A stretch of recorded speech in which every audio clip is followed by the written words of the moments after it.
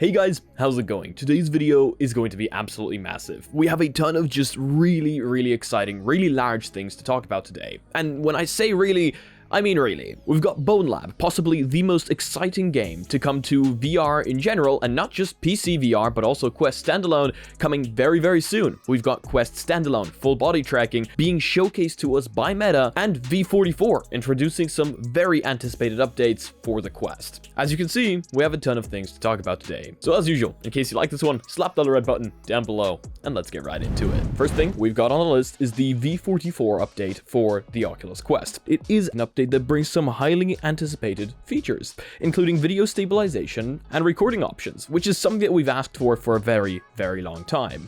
So, reading from Upload VR, Meta has updated the Quest headsets to offer much anticipated video recording options for VR gameplay videos. However, there's also a ton more in this, so hear me out. In a Meta blog post detailing the update, the options can be activated by a toggle in the experimental settings option of the Quest's menu. Turning it on activates a new section of the camera menu, offering options including image stabilization, full HD video recording in 16:9 in either landscape or portrait, and also video compression bitrate settings. So these are options that we've asked for like the longest time. Since the beginning, you've only been able to record in a square aspect ratio, that is without SideQuest, and you were not able to control your bitrate settings. So that was obviously not ideal for everyone, and not everyone liked it. It is an experimental setting for now, but as we know, those usually tend to go out if they perform well. There is also options for changing the frame rate. So the menu showing up above me right now shows some trade-offs to consider, with higher image stabilization settings reducing shaking inherent to headset-based video recording at the cost of reduced field of view in the resulting video. Choosing a higher frame rate, meanwhile, could detract from app performance, while a higher bitrate on the compression settings will increase file size. So these are, of course, some trade-offs that we need to keep in mind when changing the recording settings, and some recording settings might be too high for certain games, and you might experience lag, and you'll have to turn them down a little bit. This is still a standalone device, so it's not unlimited. You don't have, like, unlimited performance to work with here, but this, either way, is fantastic news, and I cannot wait to finally be able to record standalone in 16:9, full HD. Thank you, Meta, for finally adding this. However, we've also got new parental supervision tools, and they're continuing to roll that out over V44. Parents and guardians will now be able to block developer mode on a supervised teen's account, in the process blocking the ability to sideload apps to the Meta Quest headset. We've got App Unlock V2. With V44, they're making two small quality of life tweaks that should make it easier to use App Unlock. First, they're adding the ability to lock multiple apps with a single unlock pattern entry, so you won't need to scroll through your library and lock each app in game individually. In addition, you'll be able to filter out and batch lock your games and apps based on rating categories. So for anybody using that feature, of course, that's going to be quite interesting. Quite a few updates there made to security, but most exciting for me, the video recording settings are finally here. So yeah, nice update overall. However, it does actually break Questcraft, and they don't seem to have fixed it yet. So make sure to keep an eye on their Discord, but so far, maybe just don't update in case you're using Questcraft a lot.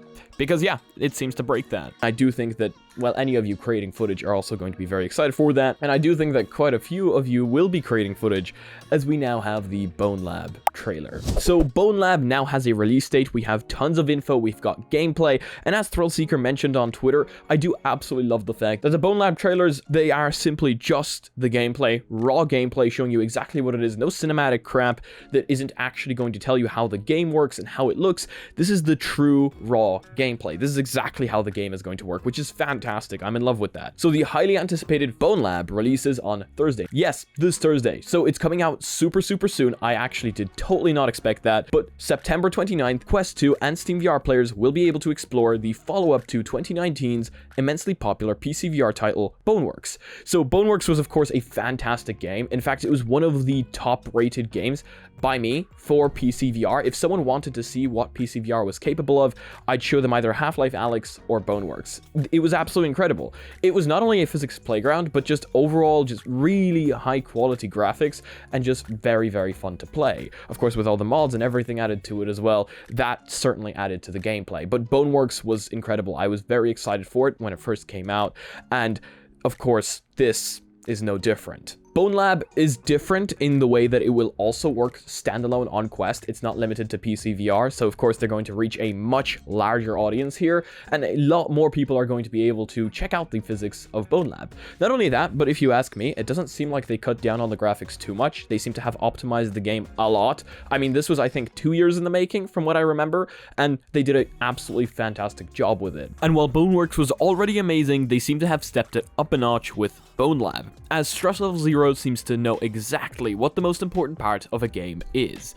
The community. They seem to have placed massive amounts of work into allowing the community to do as much as they possibly want to. Of course, the base game, the thing that the developer creates, has to be really good. But then if you allow mods, if you allow custom avatars, that adds so much more to it. People tend to come up with things that maybe the creators of the game didn't think of. So that is exactly what Stress Level Zero have done. They have allowed massive amounts of creativity to go into Bonelab. Not only is the game going to support mods right out of the gate with a mod manager built into the game, so no more, messing around with computers in order to install mods on your Quest. Everything seems to be baked into the game itself, but they also allow completely custom avatars. You have an avatar in VR chat that you want to port over to other VR games, keep your VR identity.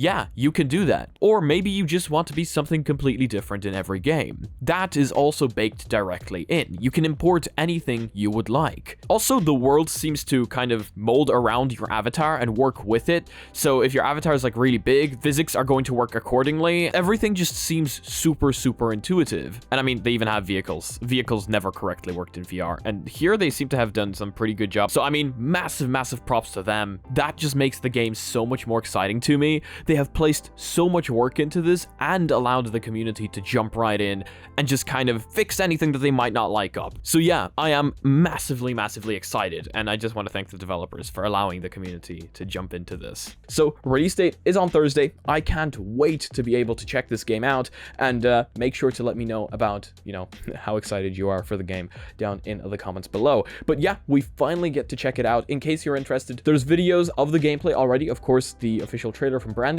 and we've also got the Node video, and I'm going to link both of those down below in case you're interested on checking out the gameplay. And I do think I should read you the blurb. I assume this is like the blurb of the game. Sentenced to death, you embody an outcast escaping fate. Discovering a pathway to a hidden underground research facility, a series of challenging experiments and discoveries await. A road to truth calls from the void. The game's listing explains. After discovering an underground lab in MythOS City, you will have access to a variety of game locations, including arenas, obstacle courses, tactical trials, sandboxes, experimental modes, and user-generated levels. Collecting items, avatars, and clues from these locations enable you to progress through the mysterious story. Game looks absolutely fantastic. I've been waiting for it since it's been announced. Can't wait for Thursday. Here is another just incredibly exciting piece of news today. Quest, fully standalone, full body. It's a thing. Meta has shown us how it works, and it's incredible. It's also super creepy, and it has not much to do with the headset's cameras, surprisingly. Let me tell you more about it. Meta AI research. Quest 2 body pose estimation without trackers. So this is completely without trackers, completely without anything, and I feel like this might be their way of sort of showing us that they are trying to compete with what Pico Neo 4 will be introducing, which is sort of full body, but not really. They didn't make that incredibly clear. But anyway, in a new paper titled Quest Sim, Meta researchers demonstrated a system driven by neural network, which can estimate a plausible full body pose with just the tracking data from the Quest 2 and its controllers. No extra trackers or external sensors are needed. You can kind of see why it's creepy, because it's made by AI and no external sensors, no cameras and controllers, no nothing. I mean, that is incredible. And if you see the video going over me right now, it's actually incredibly impressive how well it works. So I am very excited for that. The resulting avatar motion matches the user's real motion fairly closely. The researchers even claim the resulting accuracy and jitter are superior to worn IMU trackers. Devices with only an accelerator and gyroscope, such as the Pico Neo 4's announced Pico Fitness Band. Okay, so they are clearly trying to go against this here, but they did do a fairly good job of showing that full body is, as a matter of fact, capable fully standalone, which is incredible. A lot of people have been waiting for that, and if they were to introduce this, I think VR chat could actually hop on this if Meta does plan to release it. And I think they should. They absolutely should, as well as giving us legs. I'm quite excited for this. I bet a ton of you guys are. I've been asked like multiple times whether standalone full body is possible. And yeah, here you go. It is, and it's absolutely amazing how it's done. I don't know about you, but I'd be quite happy with a like fairly accurate, maybe not 100% accurate, but fairly accurate full body tracking without having to put on and strapping on any sensors onto my body every time I want to play. So I feel like that's a big thing for people. Not everybody wants to strap those on every time they want to play VR. Sometimes you just want to put on a headset and go, which is what's so great about standalone. I'd love to hear your opinions down below.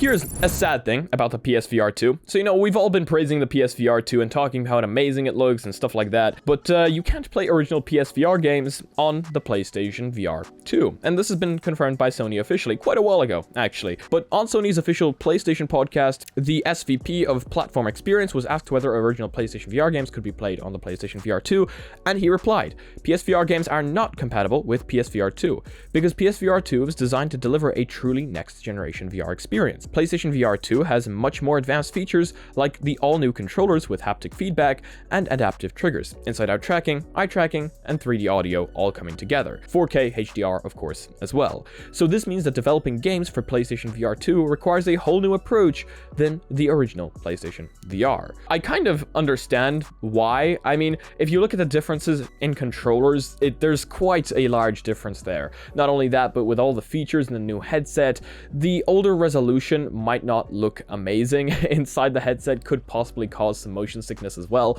I mean, yes, we do have upscaling, and they probably could if they really wanted to, but it could end up delivering an experience that isn't fantastic. I was asked a question about micro SD cards and headsets for expandable storage, and I feel like it could be the same line as the way I explained it during the live stream. I think companies don't want to add micro SD cards to headsets, because if you buy a slow enough micro SD card or just a bad micro SD card, you're gonna have a bad experience. Companies don't want you to have a bad experience, especially if it's with a new technology, because if you have a bad experience, you just don't want to go back to it, and it won't let the technology grow if enough people play it, see that it's crap, and don't want to play it ever again. I feel like it could have something along that. I don't own the original PSVR, so it doesn't really touch me, but do let me know your opinions down below. And of course, we've got some news on the Pico Neo 4. The Pico Neo 4 was announced, and a lot of people are essentially saying that the Quest 2 is dead in the water. Not the Quest Pro. The Quest Pro we don't fully know about yet, but the Quest 2 basically got outclassed in every single way. I mean, pancake lenses, the larger FOV,